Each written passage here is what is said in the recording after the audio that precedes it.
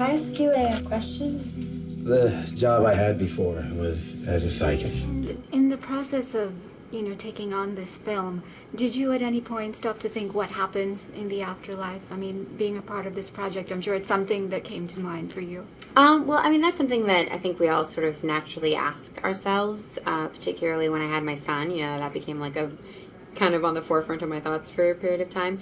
But I don't necessarily have a fixed point of view as to what happens. I do believe in an afterlife, so for that reason, I'm not really afraid of death. I mean, I want a really long life, but I'm not fearful of what comes afterwards. I feel like it's just another chapter of the adventure.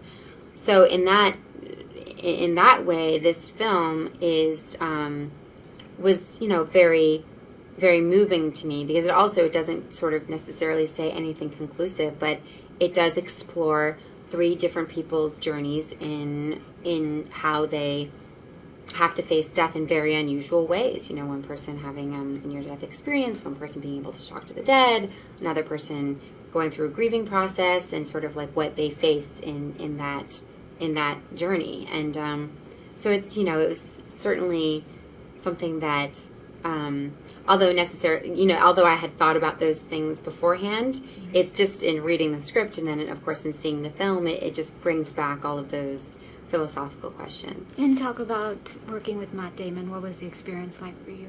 Matt is great. Matt is really great. He's really just generous and so truthful as an actor, which everybody knows. And he's just a really wonderful, very easygoing person. And obviously your father is a legend, but talk about working with the other legend, Clint Eastwood, in this film. Yes, Clint Eastwood is just exceptional, and I think the thing that most struck me is that, he's got so much experience, and he's so masterful, and yet he doesn't feel any need to sort of control things or say, oh, I know what's best, do this, this, or that. I mean, he's so curious about what each person is going to bring to the table, and I find that to be incredibly humble and so respectful and just really admirable. And I couldn't be more inspired by anyone else than I am by Clint Eastwood.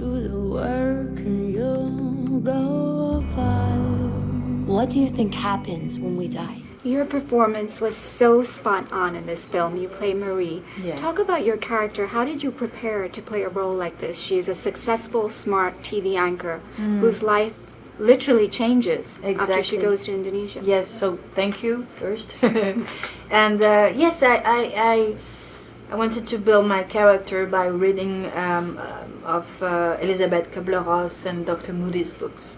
Who tells about a lot of testimonies of near-death experience, and it was very interesting, by that, because before the film I never thought about that.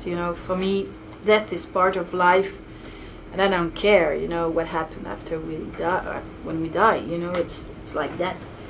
But yes, I was very curious, and I jumped in the subject really very intensively, because all of these testimonies are very close to each other, so perhaps it couldn't be a coincidence.